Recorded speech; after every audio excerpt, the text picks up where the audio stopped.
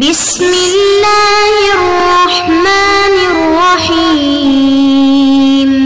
بسم اللہ الرحمن الرحیم۔ السلام علیکم ورحمۃ اللہ وبرکاتہ۔ عزیز طلبہ، آج التبیان فی علوم القرآن کا سبق نمبر 166 ہے،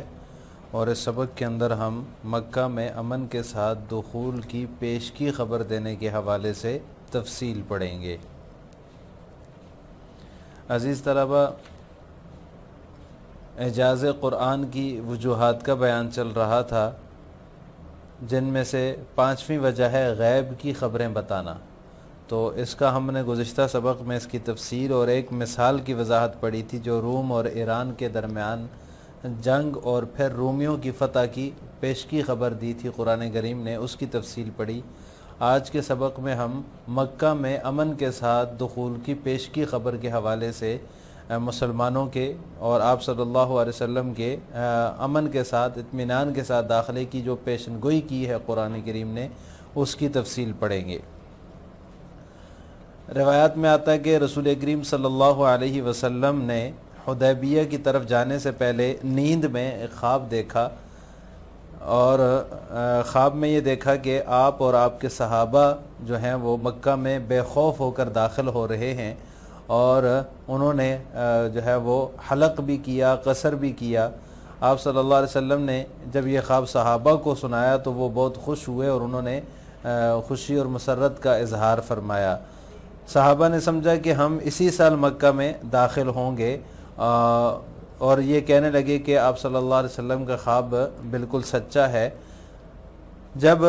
صلح حدیبیہ کا موقع آیا تو یہ حضرات احرام کی حالت میں مدینہ سے نکلے، اور انہوں نے اپنے ساتھ جو ہے وہ قربانی کے جانور بھی لے لیے۔ جنگ کا ارادہ نہیں تھا، بلکہ عمرہ کرنے کا اور وہاں پر قربانی کرنے کا ارادہ تھا، لیکن قریش مکہ جو تھے،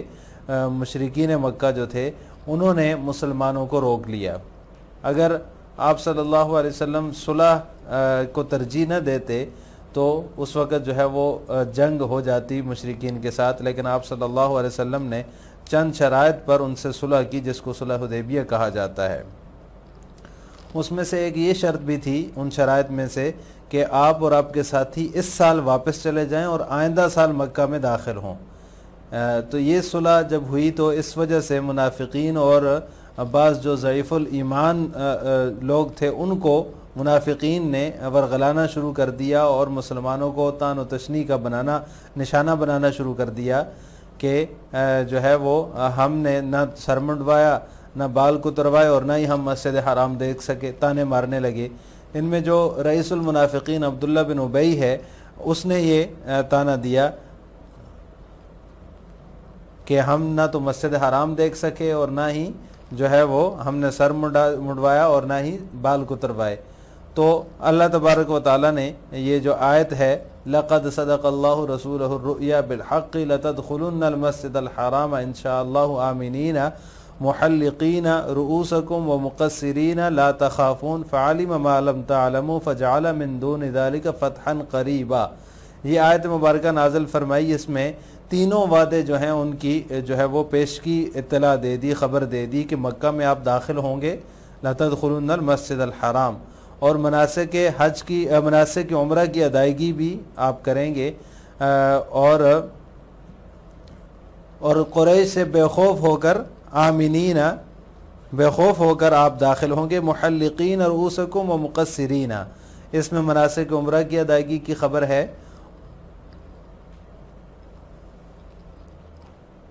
تو اس آیت میں اللہ تبارک و تعالیٰ نے یہ فرما دیا، لَقَدْ صَدَقَ اللَّهُ رَسُولَهُ الرُّؤْيَا، اللہ تعالیٰ نے اپنے رسول کو سچا خواب دکھایا جو مطابق واقعہ ہے۔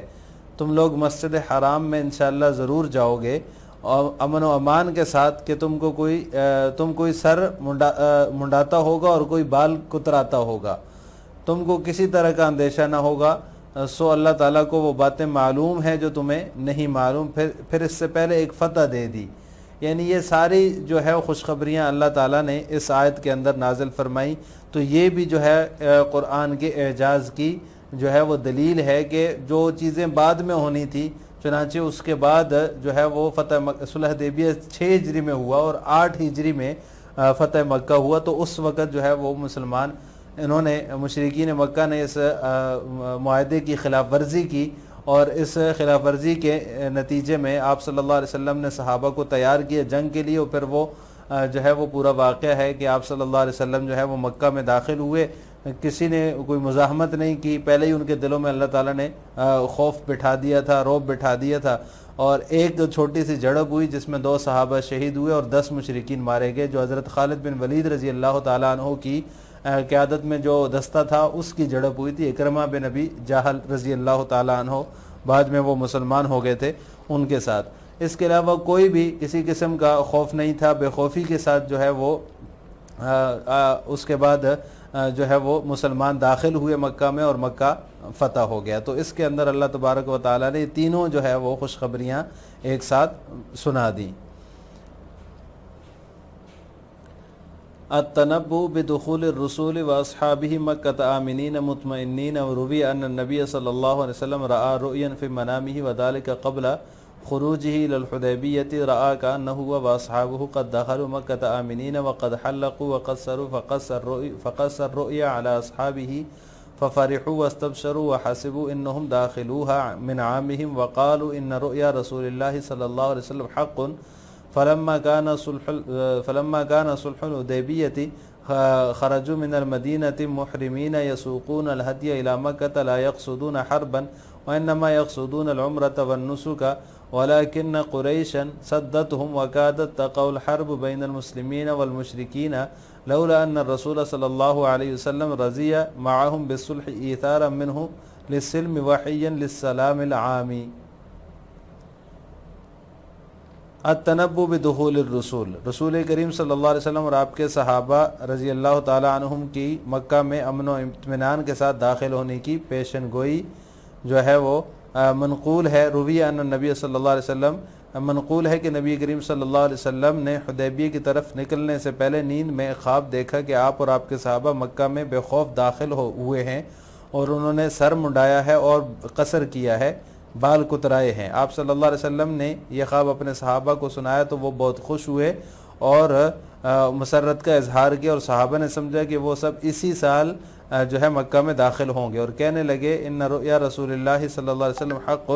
کہ آپ صلی اللہ علیہ وسلم کا خواب سچا ہے۔ چنانچہ جب صلح حدیبیہ کا موقع آیا تو یہ حضرات احرام کی حالت میں یسوقون الہدیہ، قربانی کے جانوروں کو مکہ کی طرف ہانکنے لگے، مدینہ کی طرف نکل گئے اور قربانی کے جانوروں کو مکہ کی طرف ہانکنے لگے۔ ان کا ارادہ تھا لا یقصدون حربا، ان کا ارادہ جنگ کا نہیں تھا، انما یقصدون العمرۃ والنسک، ان کا ارادہ عمرہ اور قربانی کی ادائیگی تھی، لیکن قریش نے انہیں روک دیا، اور قریب تھا کہ جو ہے وہ مسلمانوں اور مشرکین کے درمیان جنگ ہو جاتی اگر آپ صلی اللہ علیہ وسلم صلح کو ترجیح نہ دیتے اور امن عامہ کو پسند کرنے کی وجہ سے جو ہے مشرکین کے ساتھ صلح پر راضی نہ ہوتے۔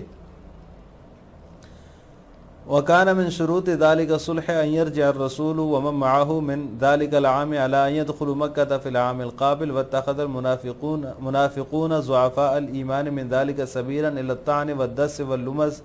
حتى قال رئيس المنافقين عبد الله بن أبي والله ما حلقنا ولا قصرنا ولا رأينا المسجد الحرام، ولكن نزلت الآية الكريمة تحمل ذلك الوعود الثلاثة، تلك الوعود الثلاثة المؤكدة، وهي دخول مكة وأداء النسك والأمن من قريش على رغم ما هو معروف من غدر قريش ونكثهم العهود وتقطيعهم الأرحام، وقد أنجز الله وعده فتم الأمر، ودخل المؤمنون مكة آمنين مطمئنين، وفي ذلك يقول القرآن الكريم لقد صدق الله رسوله الرؤيا بالحق لتدخلن المسجد الحرام إن شاء الله آمنين محلقين رؤوسكم ومقصرين لا تخافون، فعلم ما لم تعلموا فجعل من دون ذلك فتحا قريبا۔ اور اس صلح کی شرائط میں سے ایک شرط یہ بھی تھی کہ آپ اور آپ کے ساتھی اس سال مدینہ واپس لوٹ جائیں گے اور آئندہ سال مکہ میں داخل ہوں گے۔ اس صلح کی وجہ سے جو ہے وہ منافقین نے ضعیف الایمان لوگوں کو ورغلانا اور طعن و تشنیع کا نشانہ بنانے کا واتخذ المنافقون منافقین کو ضعیف الایمان لوگوں کو ورغلانے اور طعن و تشنیع کا نشانہ بنانے کا موقع مل گیا، حتی قال رئیس المنافقین، یہاں تک کہ رئیس المنافقین عبداللہ بن ابی لعنہ اللہ نے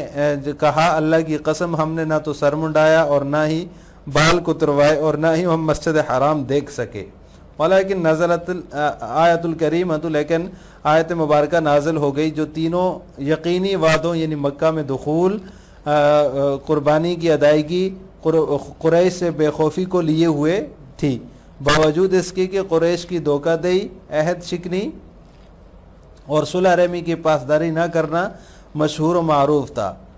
وقد انجز اللہ وعدہ، اللہ نے اپنا وعدہ پورا کر دکھایا، معاملہ انجام پذیر ہوا اور بالآخر مومنین امن و اطمینان کے ساتھ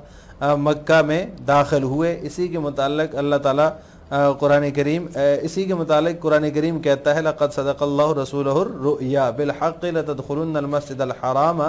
انشاءاللہ آمنین محلقین، بے شک اللہ نے اپنے رسول کو سچا خواب دکھایا جو واقعے کے مطابق ہے کہ تم لوگ مسجد حرام میں انشاءاللہ ضرور جاؤ گے امن و امان کے ساتھ، کہ تم میں سے کوئی سر منڈاتا ہوگا اور کوئی بال کتراتا ہوگا، تم کو کسی طرح کا اندیشہ نہ ہوگا۔ سو اللہ تعالیٰ کو وہ باتیں معلوم ہیں،